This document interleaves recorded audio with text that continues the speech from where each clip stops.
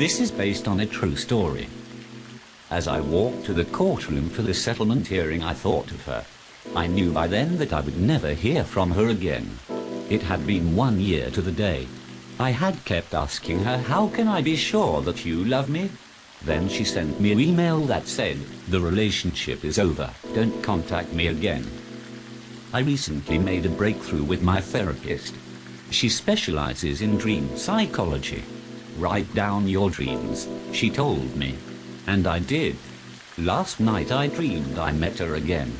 "I still love you," I told her, "but I have a cat now, so I can't get back together," I added.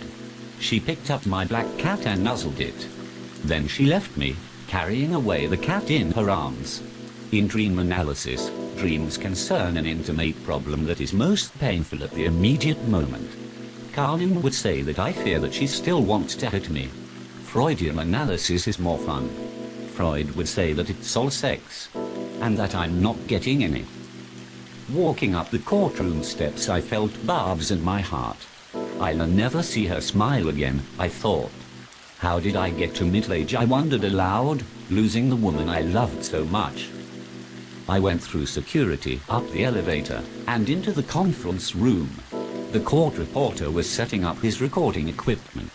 I had seen him before. His name was Peter or Michael, or something. "How's it going?" I asked, as I unpacked my litigation bag. His face looked red and he kept wiping his brow. "I'm at a crossroads," he said. "I need to move back home to Bethlehem," he added. "I bet in another life you were a philosopher," I responded. "That was many lifetimes ago," he answered. "I'm at a crossroads," he repeated. He looked pudgy and flushed.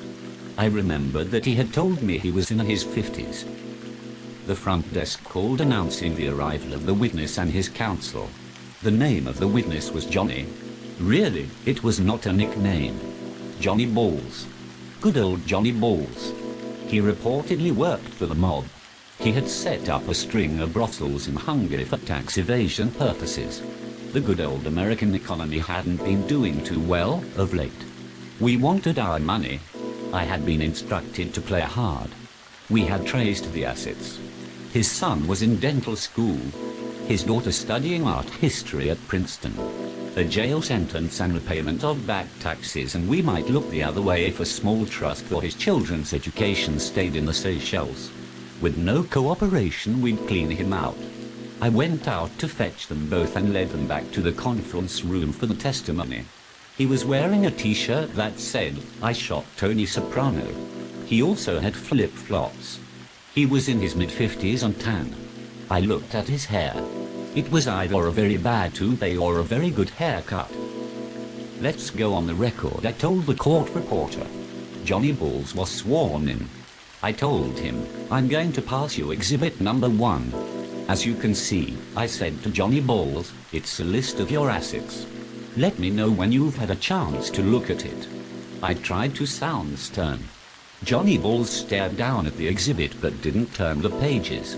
Slowly, a tear rolled down his face and splotched onto the page. "I'm sorry," he said, "my wife is divorcing me." His counsel cleared his throat and turned away, embarrassed. The court reporter sat stock still. I knew that Johnny Balls was thinking of her smile that he would never see again. I knew that his dreams would be worse, much worse.